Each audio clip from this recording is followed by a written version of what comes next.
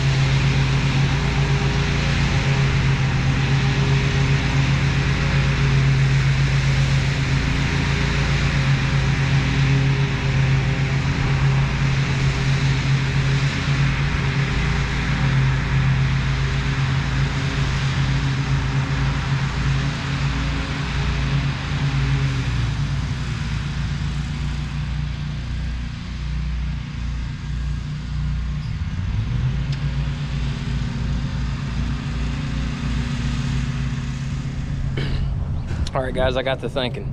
We're still on this yard right here. Like I said, I want y'all to see another little preview of this. I want y'all to do something for me.